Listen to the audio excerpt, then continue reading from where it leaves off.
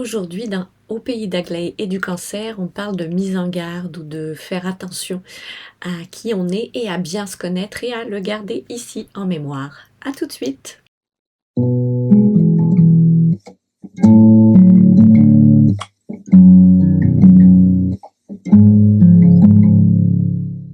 Bienvenue, je suis contente de vous retrouver. Aujourd'hui, je voulais faire une espèce de mise en garde, mais plutôt conseil d'amis.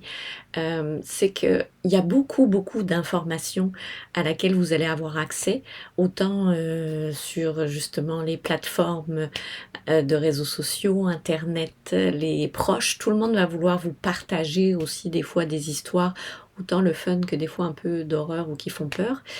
Donc c'est important de se recentrer puis de voir où est-ce que j'en suis.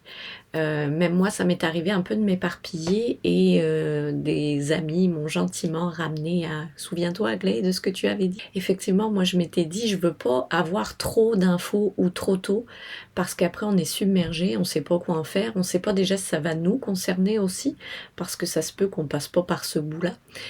Donc je m'étais dit: «Je vais juste aller chercher l'information nécessaire à mon niveau pour me sentir comme confortable, un peu maîtriser le sujet si on veut. Mais je veux pas non plus en avoir plein, puis m'éparpiller, puis partir en peur, comme on dit au bon québécois. Donc on se ramène et c'est important de prendre l'information aussi au moment où on est. Tu sais, est-ce que j'ai envie d'aller en chercher? Est-ce que je veux faire juste confiance à l'équipe soignante, je pose pas de questions? Si j'ai besoin de questionner, est-ce que je prends le temps de le faire et je questionne aussi aux bonnes personnes? En France, je ne sais pas comment ça se passe en Europe. Au Québec, vous avez normalement une infirmière pivot à qui vous pouvez vous référer. C'est elle comme le maillon central de toutes les informations, puis qui peut vous orienter au cas où vers la bonne personne. Vous avez bien sûr, après, l'équipe de soins, les infirmières quand vous recevez les traitements, l'oncologue ou la chirurgienne ou le radio-oncologue selon où vous en êtes dans votre parcours. Mais on n'est pas obligé d'aller chercher l'info, on n'est pas obligé de tout lire non plus, puis c'est important de se respecter là-dedans parce qu'il y a un rythme, il y a des émotions justement qui vont accompagner ça, nos pensées évoluent. Quand on apprend le diagnostic, souvent hein, on est au 36e dessous, là, notre monde s'effondre. On peut se voir déjà quasiment à nos funérailles, puis en train de préparer le testament et tout ce qui s'en vient.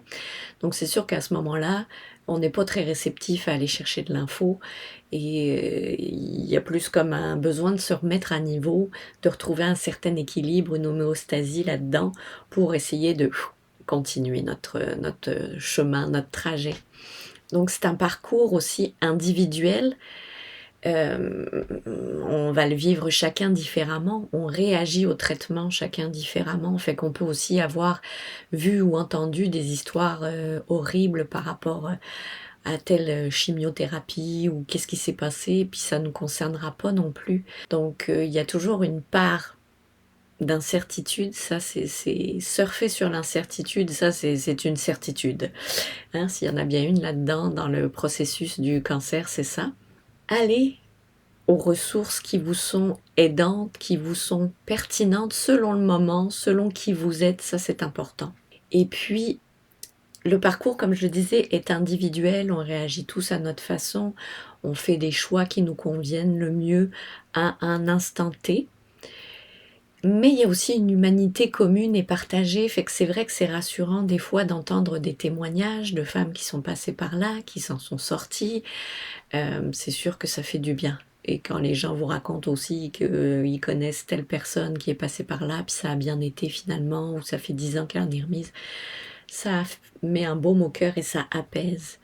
Donc c'est de respecter vos limites, vous connaître et d'y aller selon qui vous êtes, selon comment vous filez, si vous allez quand même aussi plutôt bien là. Je parle pas de si vous êtes en train de tomber dans un trou plus dépressif, anxieux, là c'est important d'aller chercher de l'aide, de vous entourer, mais vous avez ça aussi auprès de votre équipe de soins. Ils sont censés vous référer aux professionnels dont vous aurez besoin en complément, je veux dire, du traitement pour la maladie, le cancer, donc que ce soit peut-être des physiothérapeutes, kinés, nutritionnistes, psychologues, travailleurs sociaux, il y a une grosse équipe qui peut être là derrière vous, donc c'est vraiment d'utiliser aussi les ressources disponibles, en plus des centres d'écoute ou des fondations ou des organismes d'aide. Donc je vous souhaite, de passer au travers le plus sereinement possible, parce que ça aussi, ça se peut, des fois il y a des moments de plénitude qui nous arrivent au travers de ces montagnes russes. Alors, hésitez pas à vous abonner, à partager, commenter et puis je vous dis à une prochaine.